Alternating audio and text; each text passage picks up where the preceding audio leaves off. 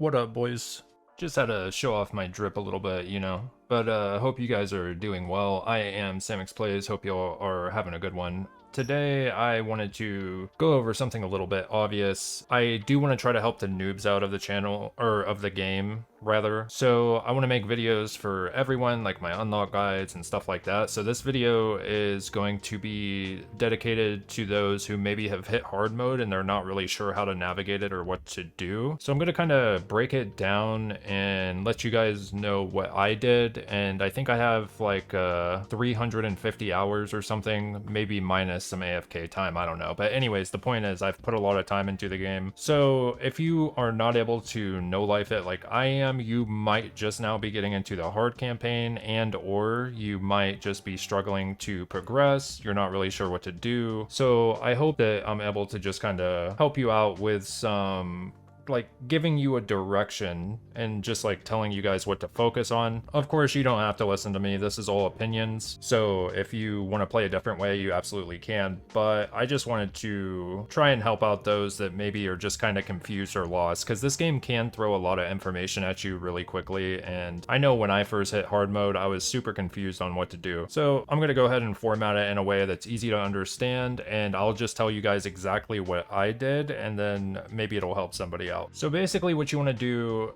immediately after hitting hard mode is you immediately want to go and get your level 100 gear. So basically how you would do that is as soon as you switch to hard, you'll see these like red icons or whatnot, and it'll start dropping level 100 gear. So you want to pick a spot that you want to farm. You might be under geared because you just got out of the normal campaign, so you could go to like Kingston, do a few of the starting missions, and what you're going to want to do is look for, well, I have my farming set on. You're going to want to look for pieces like this, which is going to have like double max HP or double defense, stuff like that, because the main issue with hard mode is survivability. The mobs are going to hit you a lot harder. You're just going to die really, really fast. So you want to be focusing on your external components to give you more survivability, so you're not just going to get insta-downed in like one shot. I think that is like one of the most important things once entering hard mode. You have to have your max HP and defense stats built up. It will help you tremendously. And to do that, you would just the first thing you want to do is throw on, well, this probably isn't a good example because I have a different build on my Glay, but here, let me switch.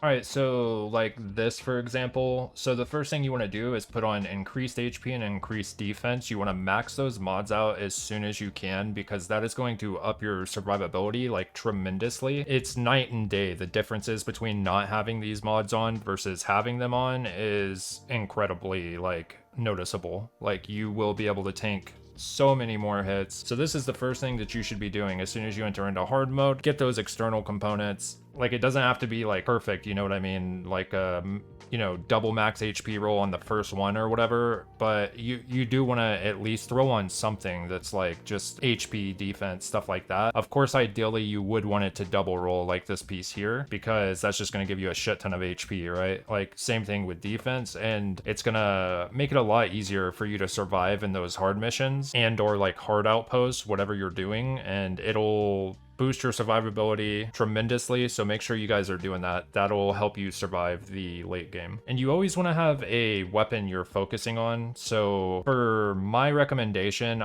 if you're just now entering hard mode, I would max out my Thunder K. Like literally, if I could replay through the game, start a fresh account, I would just max this as quick as possible. Like I would full send it, because this gun is so incredibly good for all of the content in the game. You shred outpost, you like insta clear all the mobs. The game gives you like a couple copies, and it's not really that hard to farm. Granted, all the missions are like time gated, so they are very boring to farm. But if you already have those ones that the game gave you after you have finished the campaign and stuff like that, I would recommend building this up. Like it's not a bad gun on any Descendant. Like you will be able to use this throughout your entirety of playing the game until they release a better mobbing gun. So I would build this, max it out, and you will have no troubles like clearing outposts. If you want to copy a build, you can copy this one. This isn't like the best build out there because I have like, well, this is for mobbing, so I have sweeping squad on it. But if you were like, you know, single target firing people like bosses or something, you could maybe swap out a couple mods. But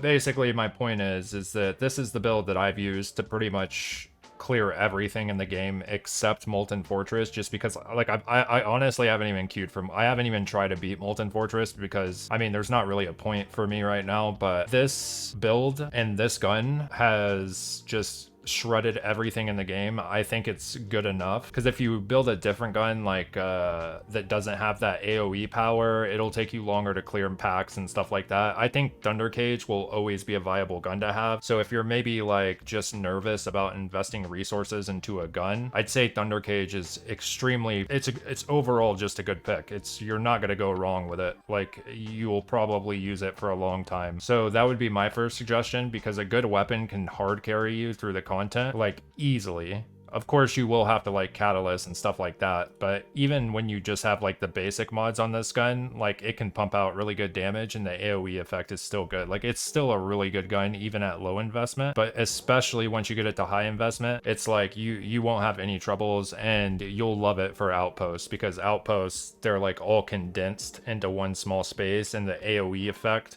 just nukes everything. It's beautiful. So I would recommend focusing on a specific gun. You don't have to use Thunder Cage, but that's just my opinion. I think this is like #1 priority gun to just like instantly max it. Again, you don't have to listen to me. I'm just speaking from my experience. It's up to you at the end of the day how you want to play the game. I'm not going to tell you how to play the game. These are just recommendations. So, but this is, in my opinion, this gun is goated. It's not even close. Like it is just so good at saving you so much time with clearing stuff, and it's actually not bad at bossing either. So I love this gun. And you want to focus on a Descendant. Bro, this still makes me mad. I said I wasn't gonna buy Descendant slots and I ended up getting the battle pass and I used the coins to buy 3 slots. It makes me so, oh, it makes me cringe, dude. I did not want to buy the Descendant slots, but anyway, that's neither here or there. Hopefully they add more in the future, like events or something where we can get some. I know they give us 10, but you know, it's still, it'd be nice if that just like wasn't a thing and we could just like play with whatever characters we wanted to without dismissing them. But anyways, I'm not going to go on a super long tangent. The next thing you should be focusing on is which one of these do you want, or which looks the most appealing to you, because the gun is going to be a lot stronger than the Descendant in the early game, because you're going to have to invest a lot of resources into a Descendant that you really like. The problem with that is if you choose a Descendant which has a ultimate form, you don't want to like energy activate or catalyst the regular form. So like for example, if I wanted to do, I don't know, ultimate bunny, if I wanted to max this out, I made this mistake in my first when I first entered hard mode. I catalyst my bunny and then I energy activated. You don't want to do that. I mean, unless you want to just like invest in them a little bit, but I still wouldn't recommend it, like, because once you get their ultimate form, you're like never going to use the base form again, because these have increased stats and everything, and they have exclusive Transcendent mods. So there's like no reason to ever use normal bunny. Like I just dismissed mine because, like, you know, and I lost an activator for it, but it is what it is, you know what I'm saying? So you always want to focus on what Descendant you want to do. So like if Glay looks fun to you, Godspeed, because she is like the hardest one to unlock. I am just giving you a disclaimer right now, she is extremely hard. But if you are looking for other ultimates to unlock, or whatever character you may pick, try and like have a goal in mind to unlock just one character and then just full send it, like fully catalyst them, fully catalyst your gun. And I promise you, if you have a fully catalyst like Thunder Cage or whatever gun you want to use, and then a fully catalyst Descendant, you are going to just shred almost everything in the game. Like that is your bread and butter of getting stronger. Like you just catalyst over and over, you form a build and then catalyst your gun over and over, form a build on that, and then you're just gonna nuke everything. So that is something that you need to be focusing on. But of course, before you do that, you want to decide on a character that you want to invest all that time and resources into. But after you kind of get the hang of like exactly what you're supposed to be doing, it's really not that difficult. It's just try not to jump around everywhere and like, you know, oh, I'm trying to unlock 6 Descendants at a time or 6 ultimates at a time. You're gonna like slow your progress pretty pretty heavily. I can totally get if you're like farming for one specific piece and you're just getting frustrated and you don't get it, so you want to go do something else. Like, that's completely okay. But just try and have like a, you know, try and have like a goal to where you're just like, okay, I'm gonna unlock this ultimate, this is the one I want to play. As soon as I get to hard mode, I'm gonna go do this. So that is the best advice I can give, because that is how you are going to just shred everything in the hard late game. You just have to catalyst, energy activator, and then, you know, basically you'll shred everything. And this process is like kind of repetitive, like for sure. Like, I am not gonna defend it at all, but basically you can come over here and do special ops once you catalyst your Descendant and your gun. What I would recommend is, if you have multiple catalysts, like if you've crafted multiple catalysts and you have like 2 of them or whatnot, you could also just catalyst, like get level 40 on your gun, level 40 on your Descendant, and then you could catalyst both of them at the same time. That way you're just doing 2 things at once, would be optimal, but that's heavily going to depend on how many catalysts you have and if you've been researching them since you got the materials, because basically that's what you want to be doing, is like catalysts are like one of the most important items in the game aside from energy activators. So those definitely you definitely need to be researching those. You can do like 2 to 3 a day, 3 if you're being really sweaty and log on a lot during the day, but generally most people are probably going to do 2 a day. Even if you don't feel like playing that day, it's always a good idea to just like log in, throw one in the research thing. You can like log out after that, it's whatever, but you are going to need a shit ton of those. But mainly you want to get enough to max your first weapon and your first ultimate Descendant, because after that, everything else after that is just kind of whatever, because at that point you could probably, if you have a good gun build and weapon build, you could probably just clear most of the stuff in the game. Like, I don't even have my bunny decided on what I'm fully gonna do, and she just shreds everything. So like this, I just threw this on because I was like, I don't know what I want to do for my last piece, so I still need a catalyst her one more time, but I'm just not sure what I want to do. But anyways, I mean, you guys get the idea. Just like come up with a build and or look up a build and just start working on that and catalysting, and you'll be good. And then this is for a little bit later, after you get your Descendant and your gun like decently strong, like, you know, half catalyst or fully catalyst, whatever. You can start going for these external components, which are going to have set bonuses. So obviously, depending on what you play, these are going to like change, but these give you a pretty big boost in power. Like, for example, the supernova set, if you look down here, it gives me like, you know, electric skill, power modifier, and then it gives me like a buff if I have all 4 of them. As I said, I have my farm set on right now, but you guys get the idea. Like, if you have like a full set, even if it's not the perfect stats, it'll give you like more damage. Of course, ideally you would want it to have like really good stats, and that would be the best of both worlds, but it gives it like its own little buff. So this is going to change depending on what you're playing. I'm usually playing Bunny just because I'm farming a lot all the time, and just because she does pretty good damage in bossing as well. So, but the set will change depending on what you're going for. And if you get confused about which like set you're supposed to be using, you can always come to access info and then go to external components, and it'll show you all of the ones with the set bonuses, and then you just press F on it and it'll show you where to get it. So like if I was going for the Slayer one, it would be Hard Pyromaniac and stuff like that. And then here would be bunnies like the Supernova set, so we would get it from Executioner, you know, etc, etc. So that is like another way to just get power after you get into the hard campaign and you start catalysting your external component, or you start catalysting your weapon and your ultimate Descendants, or your normal Descendant. Maybe it doesn't have the ultimate form yet and you just really like a character, that's cool too. I mean, whatever you guys want to do, but that is going to be like a good option to like gain power. Those external component sets are very valuable, and you always want to be setting a goal. So like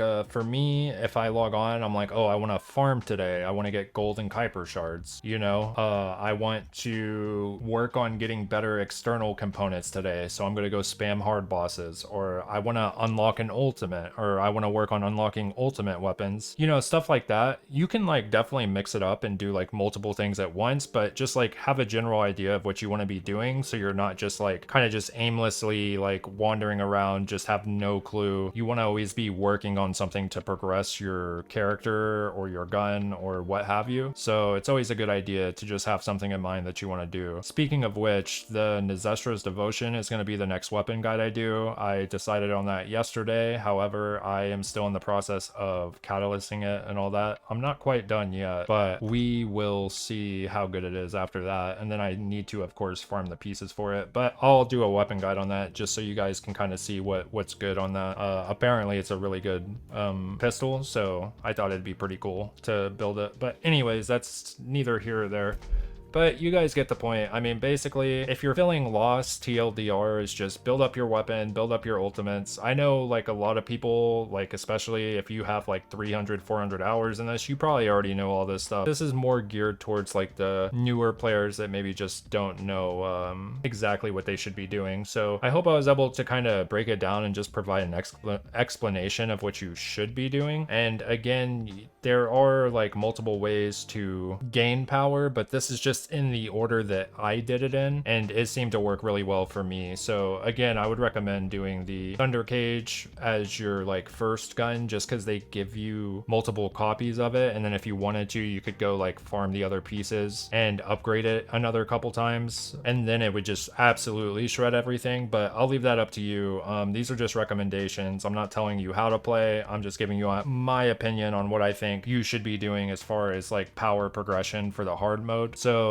anyways, I don't want to yap too long. I hope you guys enjoyed the video. I hope I was able to help in some way. I am Samix Plays. I hope you have a good one. And of course, if you have any questions, I will always be happy to answer them. Just drop me a comment. And if you have like any tips for, you know, newer players, you can absolutely drop those in the comments as well, and just help a newbie out or whatever. But y'all have a great one. I will catch y'all later and hope y'all have a good day.